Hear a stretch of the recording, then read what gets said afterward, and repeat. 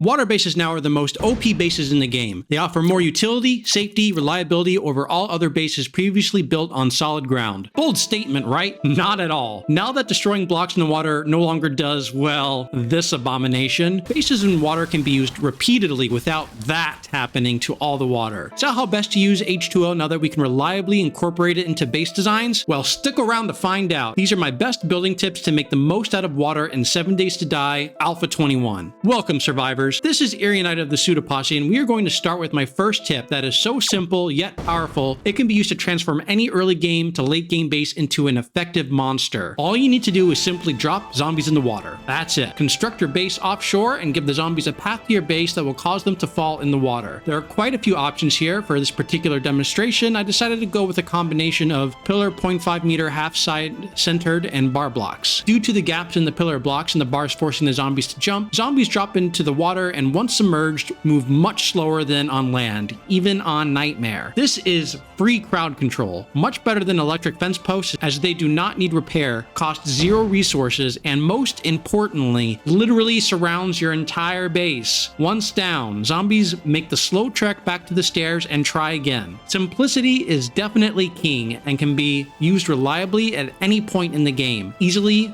for the first Horde. This design is a great starter base, but where do we go from here? How can we abuse water even more? Well, even though zombies can swim floating through water, they still love to walk on the ground. So do you see where I'm going with this? You can absolutely build a pathway underwater for zombies to follow. The obvious advantage of this is that zombies move much slower underwater, making it a fantastic way for them to take longer in pathing through a typical loop. Do note that you need to make a complete pathway. They won't just swim to an opening, so make sure it is a suitable path. So we take the simple design concept of dropping zombies into the water and do that again. Only this time we create an underwater pathway that leads back topside. I use the wedge and arrow blocks to drop them into the water very reliably, and I use them again in the underwater pathway, forcing the zombies to swim across to get out. To force them along this pathway, it is necessary to wall off the region between where they fall and the shore. Otherwise, they will just run back to the shore and up the stairs versus trying to follow your path. So blocking them is key, which is the third tip. By blocking zombies from getting back to the easy path back to the shore, we can guide them wherever we'd like underwater. Imagine what sort of underwater labyrinths we can create now. So remember how I mentioned that water is far superior to electric fence posts? While that is very much the case, why not use them together to really slow them to a crawl? Tip number 4 is using underwater electric fence posts to dramatically slow zombies down even more, which is completely ridiculous and overpowered. But this is the state of the game now, so I'm absolutely going to abuse the hell out of it in the future. Plus, free light show. Using the fence post works incredibly well with building an underwater pathway, as zombies are guaranteed to walk through them versus just placing fence posts randomly in the water with no walls or pathway. This type of water base is extremely versatile and overpowered. It can crush insane nightmare max zombie count, you name it. AFK it, defend it, do whatever you like. You are completely safe and nothing will ever come close to harming you. Just watch their futile attempts at reaching me. Absolutely hilarious. Now my last water base design tip, number 5, for those keeping track, is perhaps one of my favorites. Again, we abuse the fact that zombies move slower in water, and we completely close off the drop zone area in which zombies fall into the water and are now completely enclosed. Let's enclose them in a small space and just blow them the hell up. Grenades. Lots of grenades. They have nowhere to run or swim. While they move incredibly slow in the water, they all bunch up, making grenades an extremely effective method for killing zombies. Water bases in general absolutely amplify the effectiveness of grenades. Just don't use contact grenades, as they will blow up upon contact with water. Once you're able to craft a steady supply of pipe bombs or grenades, you can just lead zombies into an enclosed swimming pool that they will never escape from. Wow, that sounds incredibly morbid. Anyways, guys and gals, thanks for watching. I hope you all take away the extreme effectiveness of water base builds in this alpha. Now go forth and abuse the hell out of it. I'd like to thank you all for watching. Please like and subscribe to our channel if you haven't already, and a shout out to our revered patrons. Your support helps us make better content. With that, this is Eerie Knight signing off. See you all next time.